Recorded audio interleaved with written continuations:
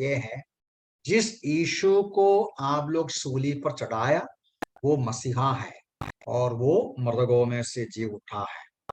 तो इस भाषण का परिणाम क्या था? इस भाषण का परिणाम के रूप में 4 पद में हम देखते हैं, फिर भी वचन के सुनने वालों में से बहुत लोगों ने विश्वास किया और उनकी संख्या लगभग 5,000 पुरुषों की हो गई।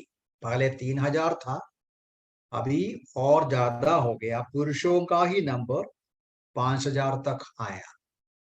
तो पतरस का भाषण यहां भी तीसरा अध्याय में भी बहुत ही उपयोगी था या फ्रूटफुल था, सुनने वाले विश्वास करने का मौका हुआ। लेकिन हम शुरू पढ़ेगा तो देखो वर्स 1, जब वे लोगों से बातें कर रहे थे तो याजक, मंदिर के सिपाहियों का कप्तान तथा सदूकी उनके पास आए।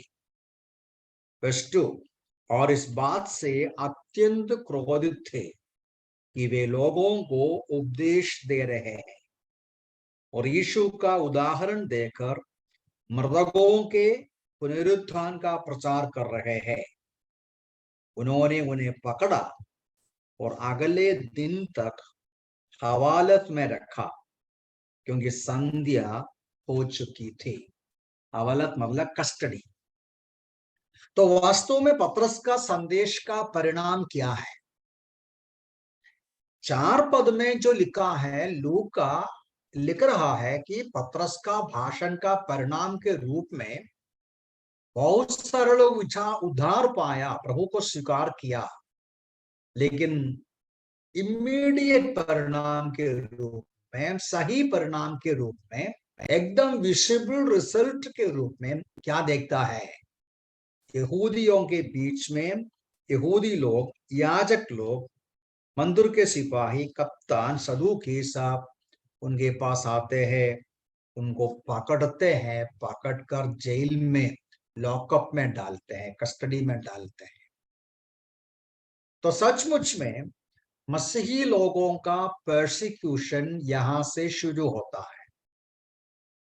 अब खास तौर से लिखा है सदूकी लोगों को, वहां एक शब्द ऐसा लिखा है, बीइंग ग्रेटली डिस्टर्ब।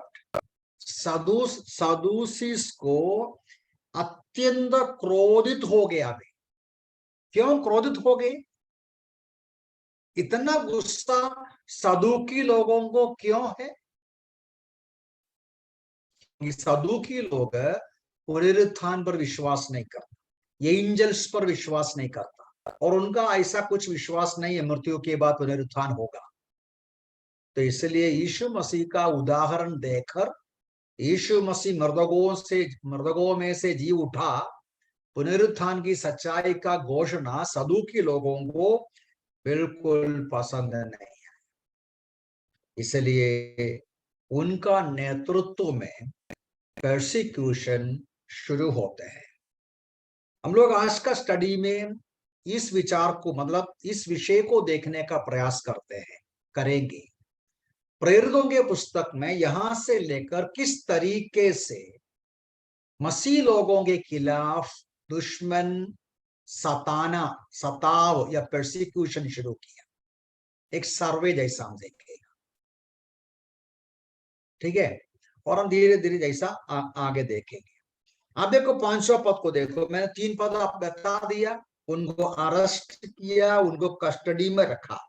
और 500 पद में पढ़ते हैं, दूसरे दिन ऐसा हुआ कि उनके अधिकारी, प्राचीन शास्त्री यरूशलेम में एकत्रित हुए। महायाजक हन्ना, कायफा, यूहन्ना, सिकंदर और महायाजक के घराने के सब लोग भी वहां थे। फिर वे उन्हें बीच में खड़ा करके पूछने लगा, तुम लोगों ने ये काम किस सामर्थ से अथवा किस नाम से किया? कौन सा काम? कौन सा काम? तुम लोगों ने इस काम, कौन सा वचन मैंने पढ़ा? 7, इस काम, यह काम किस सामर्थ्य से किया? कौन सा काम? लंगड़े को चंगा करने का काम। जन्म से जो लंगड़े थे उनको चंगा करने का काम कौन सा सामर्थ्य से किया?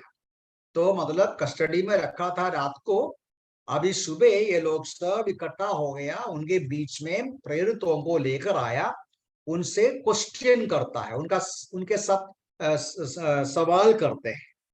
पतरस का जवाब क्या है? वर्स 8।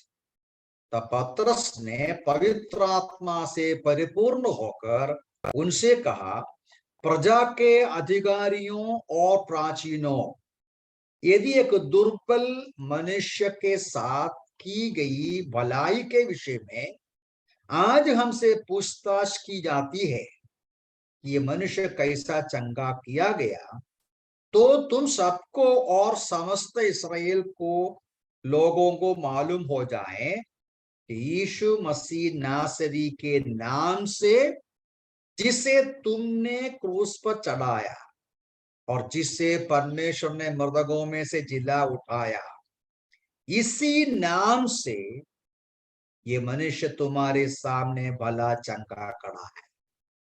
एक्चुअली पतरस ये जो अवसर का भी फायदा उठाकर एकदम सारांश में एक अच्छा भाषण दिया। तो you can say briefly his third sermon है, तीसरा संदेश है। पतरस का सवाल बहुत इंटरेस्टिंग है? कैसा है?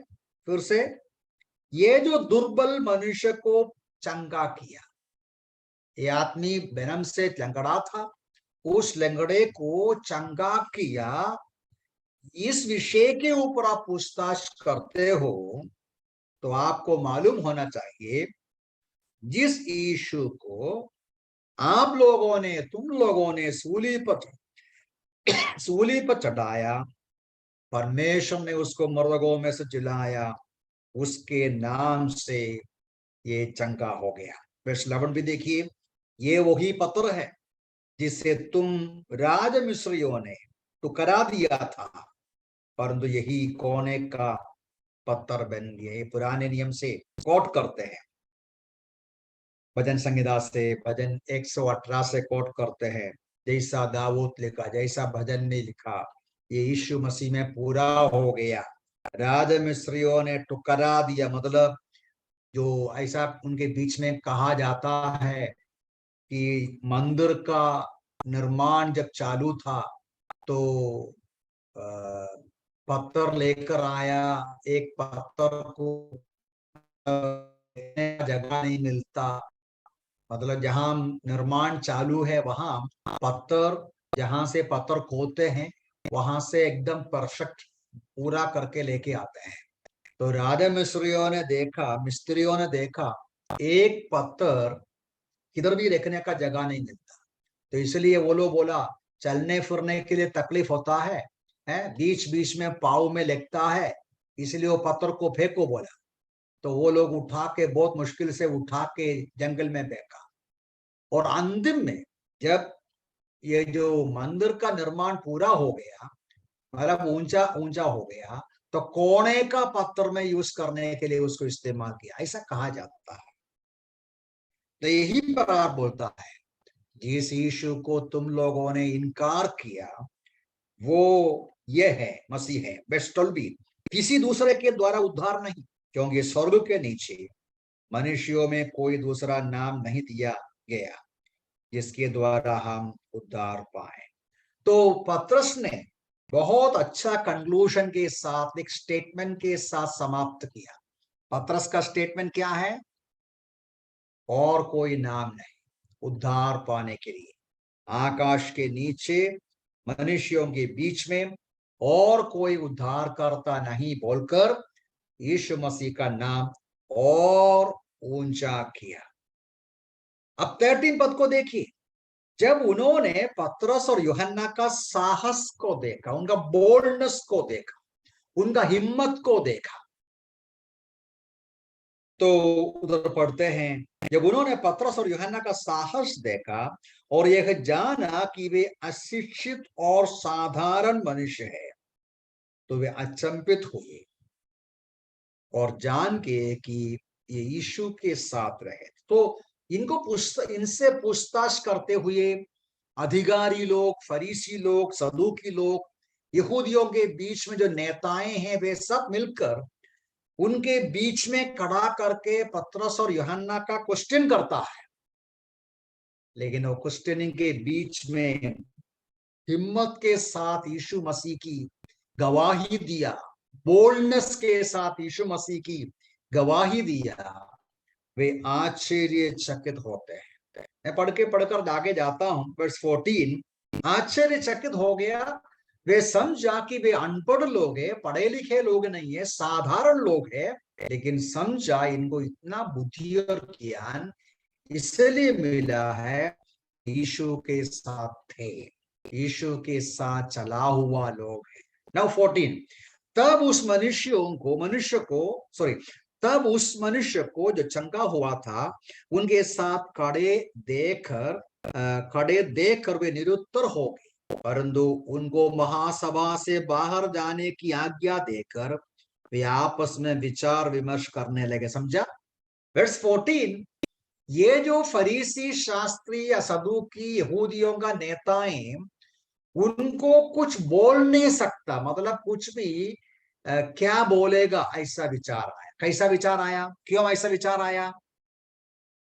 क्योंकि उनके सामने एकदम सही, एकदम क्या बोल सकते हैं, सबूत के रूप में जन्म से लंगड़ा इंसान चंगा हो गया।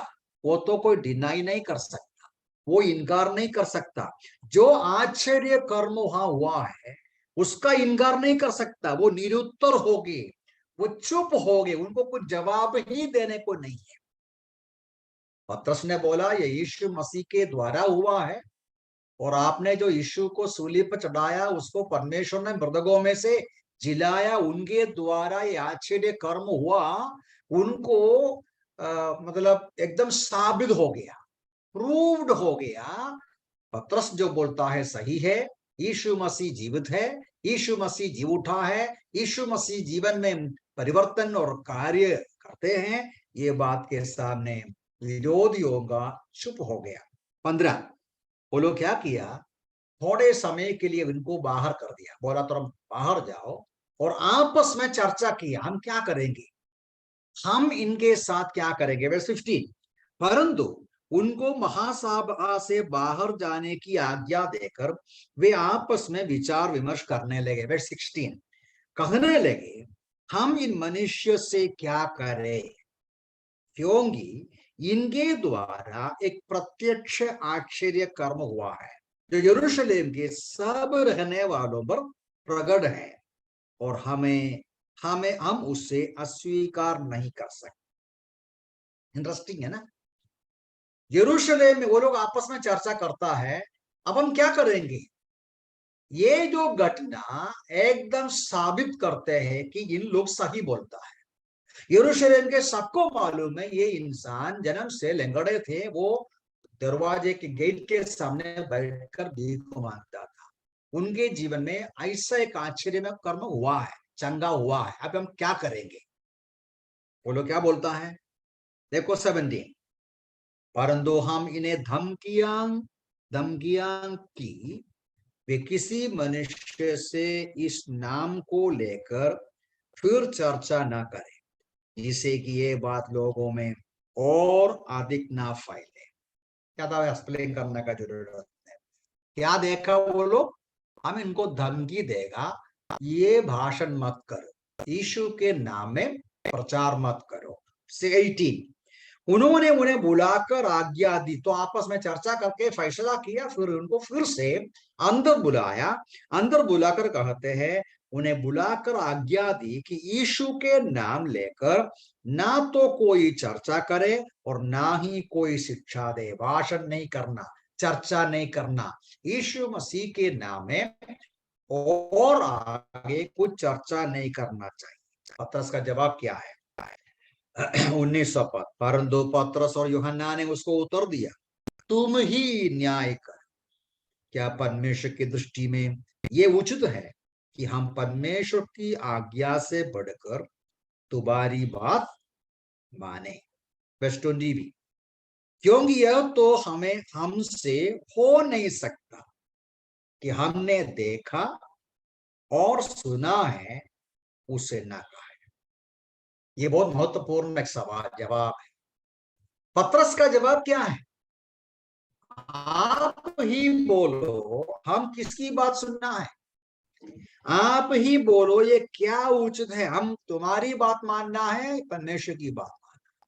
हमें इस विषय के ऊपर ज्यादा गहराई से जाता है। आज हम एक सर्वे करता है। सर्वे मतलब पढ़ के पढ़ के पढ़ के आगे जा रहे हैं। ऐसे ही पढ़ के जा रहे हैं। लेकिन ये जवाब बहुत महत्वपूर्ण है। जब कोई धमकी देगा, यीशु मसीह का प्रचार मत करो, यीशु मसीह से प्रार्थना मत करो। नहीं है तो कुछ भी विषय के ऊपर हमारा जो सिद्धांत है, हमारा जो विश्वास है, हम जो विश्वास करते हैं, हम जो हैं, के लिए अधिकारियों की ओर से धमकी आएगा तो हमारा प्रतिक्रिया क्या होगा?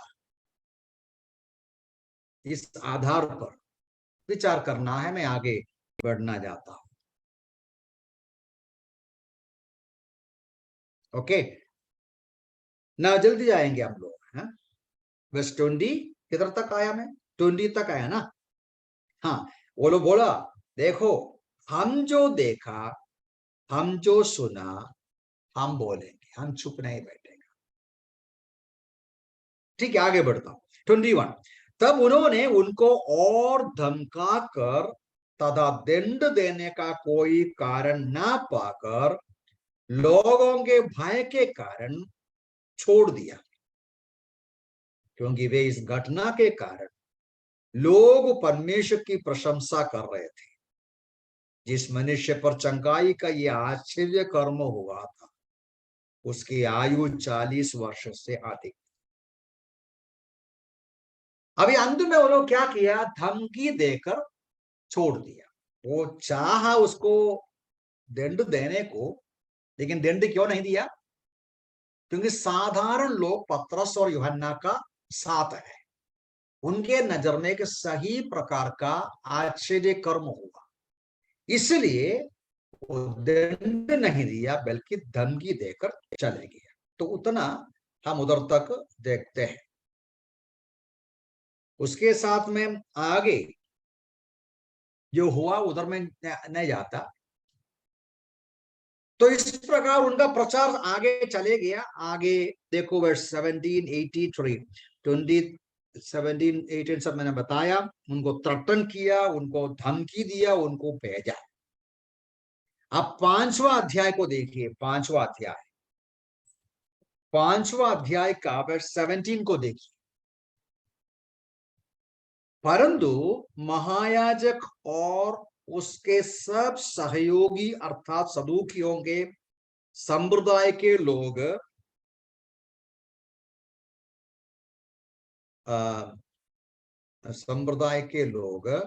सॉरी है, मैं इंग्लिश पढ़ूंगा क्योंकि हिंदी में थोड़ा सा डिफरेंस लगता है। चैप्टर 5:17 आप देखो, इंग्लिश में थोड़ा सा एक आइडिया आता है। Then the high priest rose up, and all those who were with him, which is a sect of Sadducees, they were filled with indignation and laid their hands on the apostles, put them in the common prison. ये जो शब्द है ना, verse 17 शुरू करते हैं then, तो हमें क्या पूछना चाहिए? व्हेन, है ना? Then the high priest rose up, then all were filled with indignation. When? उसका जवाब किधर से मिलेगा? उसका जवाब 5वां अध्याय का 11वां पद में मिलेगा। 11वां पद में, 11-12 में। 12 देखो न, तो 11वीं, इससे समस्त कलीसिया तथा सब सुनने वालों पर भय छा गया। चैप्टर 5 का 11 और 12 भी देखिए। प्रेरितों के द्वारा लोगों के मध्य बहुत से चिन्ह और अद्भुत कार्य हो रहे थे। वे सब एक चित्त होकर सुलेमान के ओसारे में एकत्रित हुए थे। धमकी देने के बावजूद भी प्रेरितों ने अपनी सेवागाई कंटिन्यू कर रहा। यहूदियों का धमकी से प्रेरितों ने सेवाकाई को गवाही देने को बंद नहीं किया, बल्कि सेवा कंटिन्यू किया। बहुत सारे लोग प्रभु में आया, बहुत सारे आश्चर्य कर्म होने लगा, बहुत सारे चिन्ह और अद्भुत कार्य होने लगा। परमेश्वर का कार्य और फ्लरिश हो गया और आगे बढ़ा। तो फिर अगेन फिर से दुश्मन खड़े होते हैं। उनको अभी क्या किया? अरेस्ट किया। वही पढ़ा ना हमने वर्स 17-18 में। उनको पकड़कर उनको पकड़ा, बंदीगृह में डाल दिया। आगे को आप देखिए वर्स 19 को। बंदीगृह में डाल दिया तो क्या हो गया? परंतु रात में प्रभु के एक स्वर्गदूत ने बंदीगृह का द्वार खोल दिया, उन्हें बाहर लेकर आया। ये तो इंटरेस्टिंग बात है। जेल में डाल दिया, एंजल परमेश्वर का स्वर्गदूत जाकर उसको क्या किया? उनको जेल खोलकर उनको बाहर कर दिया। 20 में बोलते जाओ मंदिर में खड़े होकर लोगों को इस जीवन का संपूर्ण संदेश सुनाओ। ये बात इंटरेस्टिंग है। हम लोग वचन में हमें सिखाता है स्वर्गदूत प्रभु के लोगों का सेवा कर। कहाँ लिखा है? हिब्रूस चैप्टर 1 वर्स 14 में लिखा है, परमेश्वर का उद्धार पाने वाले या पाए हुए लोगों का सेवा करने के लिए स्वर्गदूत है। The angels are at our disposal. The angels are serving the people of God for protecting and taking care of us.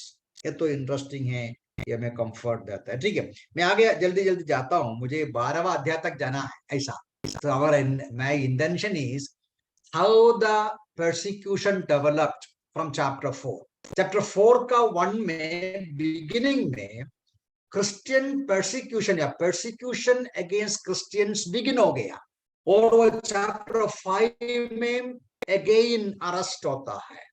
जल्दी जल्दी जाएंगे, 12 तक हम जल्दी जाएंगे।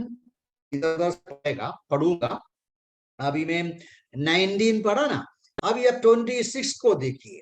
अब स्वाभाविक रूप में सुबह जेल में जाएगा तो जेल में है क्या प्रेरित लोग है? नहीं है ना। तो उधर पढ़ते हैं वर्स 25, परंतु किसी ने आकर उसे समाचार दिया, देखो जिन लोगों को तुमने बंदीगृह में डाल दिया था वे मंदिर में खड़े होकर लोगों को उपदेश दे रहा है। तो वो लोग जेल में ढूंढा तो जेल में कोई नहीं, वो नहीं है, प्रेरित लोग नहीं है। किसी ने बोला देखो मंदिर में खड़े होकर भाषण करते हैं। वर्स 26, तब सिपाहियों के साथ कप्तान गया, बिना बल प्रयोग किए गए उन्हें ले आया, क्योंकि इन लोगों से ये भय था कि कहीं वे हम पर पथराव ना करें। लोगों को डरता था, इसलिए शांति से उनको पकड़ के लेके आया। जब ले आए तो महासभा के सामने उन्हें फिर से खड़ा करके पूछा। क्या पूछा? हमने तुम्हें कठोर आदेश दिया था कि तुम इस नाम से उपदेश ना देना, फिर भी देखो तुमने सारे यरूशलेम को अपने उपदेशों से भर दिया है। वो भी इंटरेस्टिंग एक्सप्रेशन है, चाहे दुश्मन बोला तो भी इट्स एन इंटरेस्टिंग एक्सप्रेशन। कैसा इंग्लिश भाषा में? वर्स 28 में 5:28 में ऐसा है, look you have filled Jerusalem with your doctrine, fill Jerusalem with your doctrine. प्रेरितों का बड़ी जिम्मेदारी देखो, प्रेरितों का विश्वास योग्यता को देखो, कमिटमेंट को देखो। जिस सच्चाई वे संचा, उस सच्चाई बिना डर से बिना शक से वो प्रचार किया, पूरा यरूशलेम में भर दिया। दुश्मन बोलता तुमने पूरा यरूशलेम में इस सिद्धांत को भर दिया गया। ठीक है, आगे जाएंगे ना। 26 में क्या करते हैं, उनको इसलिए रीअरेस्ट करते हैं, रीअरेस्ट करके उसको लेके आते हैं और क्वेश्चन करते हैं।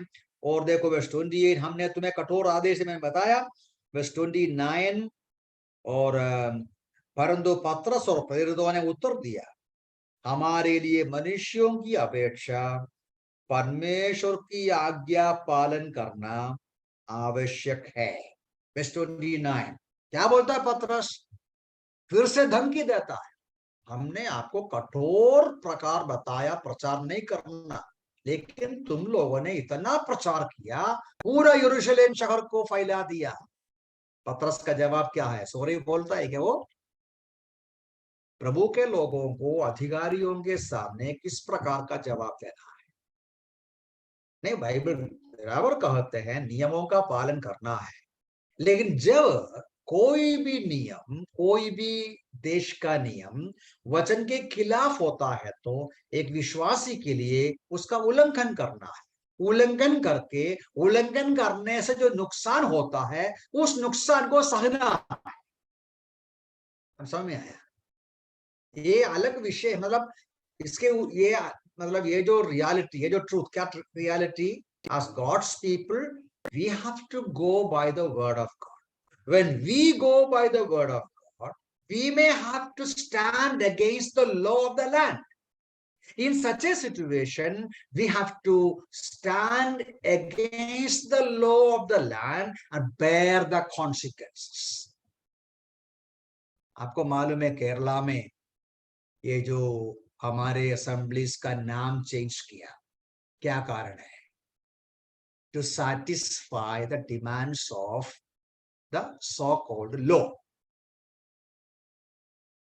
मैंने इस बार केरल गया तो इसके बारे में थोड़ा और पूछा, तो पूछने से समझ में आया, यदि आपका असेंबली हॉल को चर्च नाम डालेगा तो आपको स्पेशल प्रिविलेजेस मिलेगा, असेंबली रखेगा तो प्रिविलेजेस नहीं मिलेगा है। सो फॉर द प्रिविलेजेस, मतलब देश के नियम के अनुसार जो कैथोलिक चर्च को, जैकबाइट चर्च को, मार्थोमेट चर्च को, ऐसे चर्च वालों को जो प्रिविलेजेस मिलते हैं, उस प्रिविलेजेस मिलने के लिए हमारी असेंबली हॉल का नाम चेंज करके चर्च डाल दिया। क्यों? To receive benefits. मेरा question, why do we need the benefits? जब आपको मालूम है assembly is the right word, why should you change it? In just for enjoying the benefits. Actually क्या करना चाहिए? You don't need the benefits. ये अलग विषय में बोलते हैं ऐसे, लेकिन ये बहुत बहुत रिलेवेंट विषय है, क्योंकि हर दिन उधर का असेंबलीज का नाम बदलता है, हर रोज असेंबली हॉल का नाम चेंज करता है, सब चर्च बना दिया। अब you go to Kerala, you will never find an assembly hall नाम, ऐसा पोजीशन आया है। इधर उधर होगा, वो भी करेगा कल, क्योंकि सब पड़ोसी किया तो हम भी लगेगा। तो मेरा कहने का मतलब, why do we need the favour of the law of the land, favour of the so called officials, by violating the principles that we know as true? जब हमको मालूम है वचन की सच्चाई ये है, उस सच्चाई को बंद करके क्यों हम दुनिया का फेवर पकड़ने को जाते हैं? We don't need. ओके, मैं आगे बढ़ना चाहता हूं, आगे बढ़ने के लिए जाता हूं।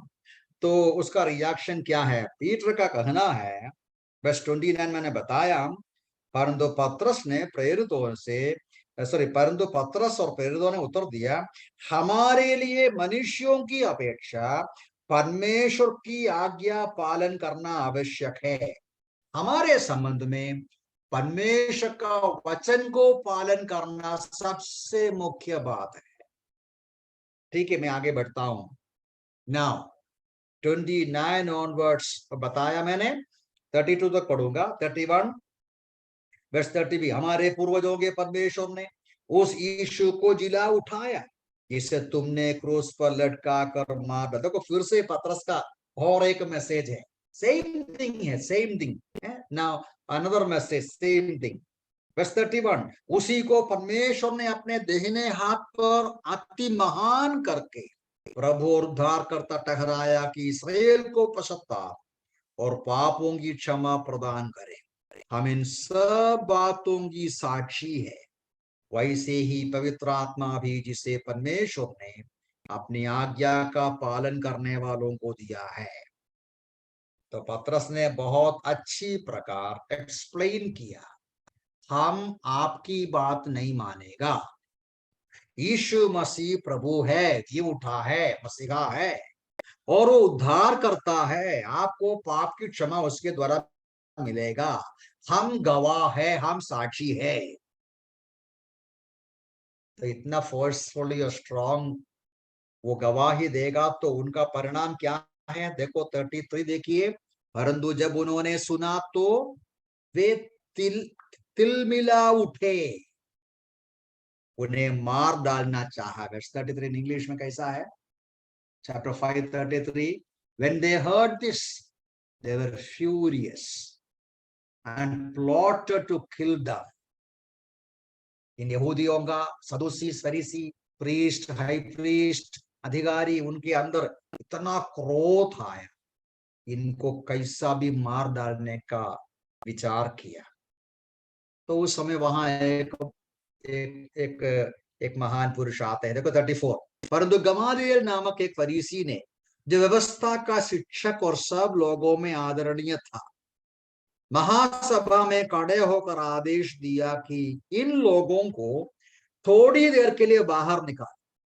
35, उसने उनसे कहा है, इस्राएलियों, तुम इन लोगों से कुछ करना नहीं, सॉरी, से जो कुछ करना चाहते हो उससे सोच समझ कर करो, क्योंकि कुछ समय पहले थियुदास यह दावा करते हुए उठ खड़ा हुआ था कि मैं भी कुछ हूं, और लगभग 400 मनुष्य उसके पीछे चल पड़े, परंतु वो मार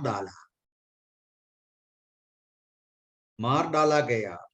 उसके सब अनुयायी तितर पितर हुए और उनसे कुछ ना कुछ बनना पड़ा। 37, उस व्यक्ति के बाद जनगणना के दिनों में गलील निवासी यहूदा उठ खड़ा हुआ और उसने कुछ लोगों को अपनी ओर कर दिया और वो भी मिट गया। उसने सब अनुयायी तितर पितर हो गए। अतः इस मामले में भी मैं तुमसे कहता हूं, इन मनुष्य से दूर रहो, इनसे कोई मतलब ना रखो, क्योंकि यदि ये योजना या कार्य मनुष्यों की ओर से हो तो मिट जाएगा, पर यही परमेश्वर की ओर से हो तो तुम उन्हें मिटा ना सकोगे। कहीं ऐसा ना हो कि तुम परमेश्वर से भी लड़ने वाले ठहरे। उन्होंने उसकी सलाह मान लिया, प्रेरितों को भीतर बुलाकर उन्हें कोड़े मारे, तब यह आदेश देकर उन्हें छोड़ दिया, यीशु के नाम से बिल्कुल बात ना करना। अब यहाँ 2-3 बातें विचार करने के लिए, आप सुनते हो मेरी आशा है। गमालियल का सलाह, एक आदरणीय फरीसी ने उनको सलाह दिया। क्या सलाह दिया? 2 घटना का याद दिलाकर बोला, आप इनके साथ कुछ भी मत करो। पुराने जमाने में कुछ ऐसा लोग उठा खड़ा हो गया, मैं कुछ हूं बोलकर, बाद में वो ऐसे ही मर गया, मतलब ऐसे ही वो तितर बितर हो गए उनके झुंड।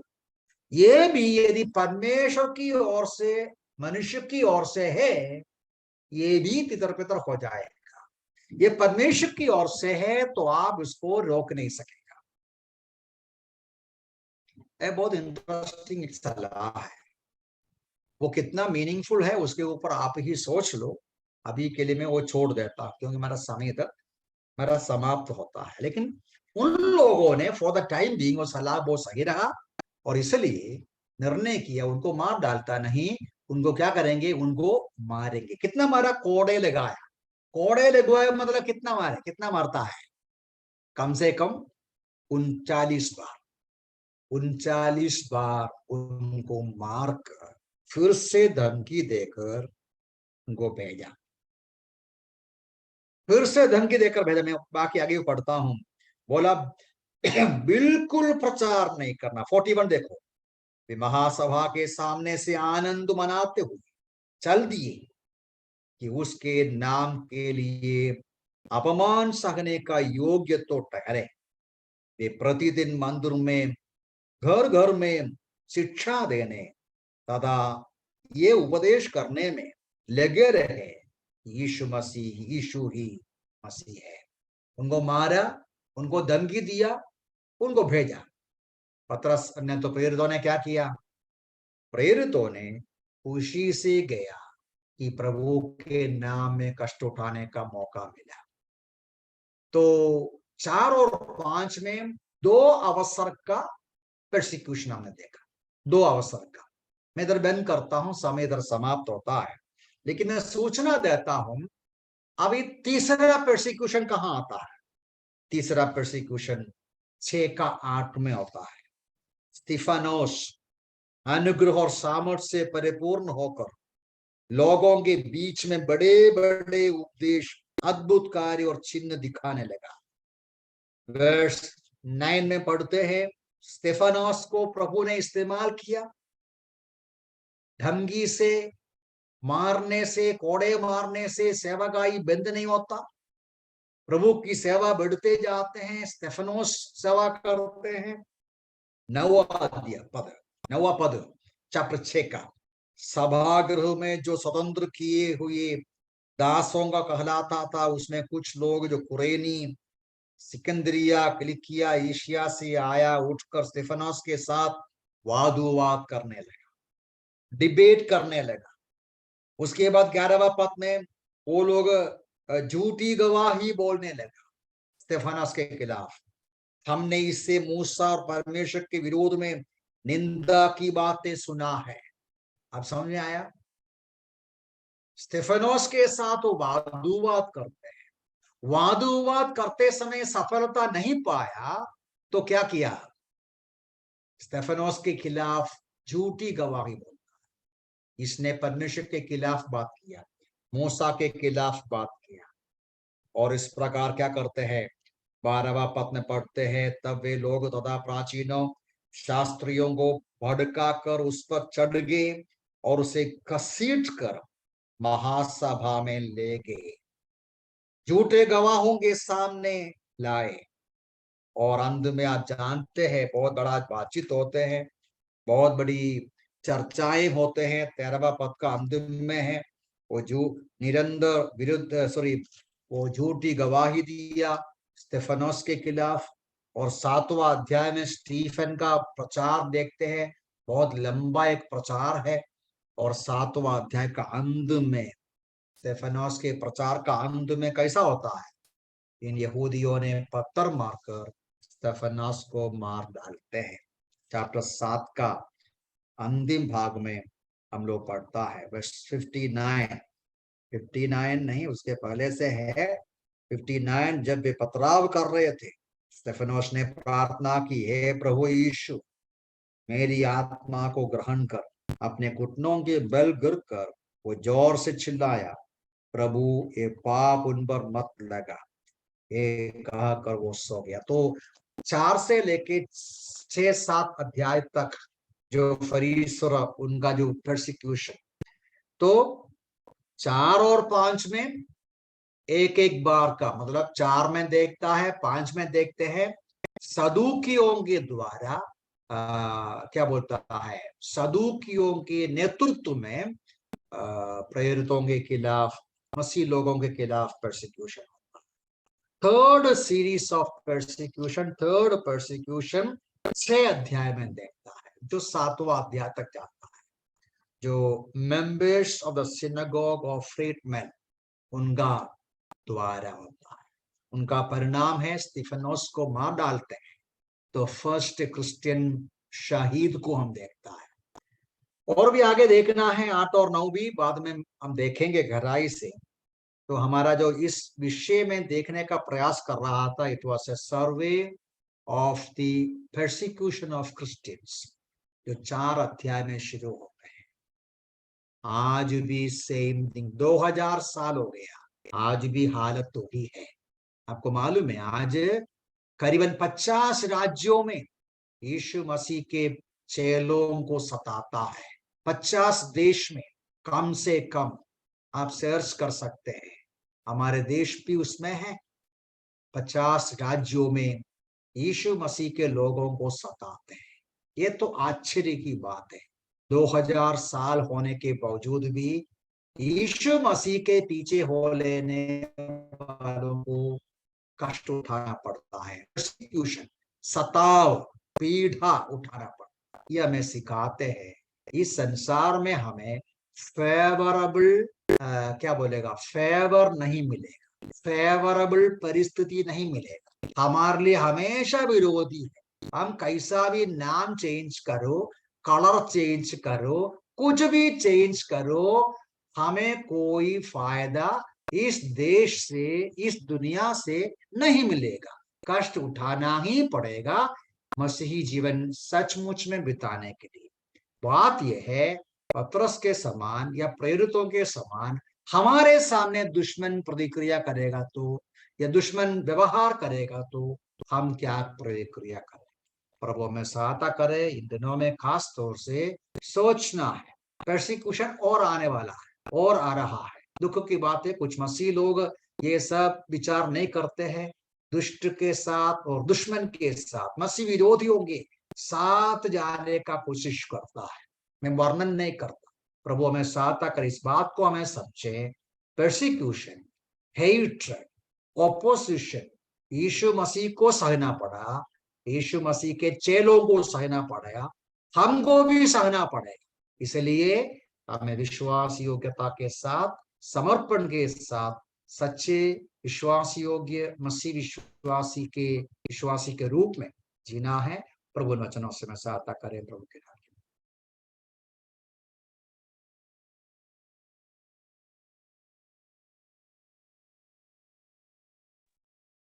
Thank you, Uncle, for bringing the word of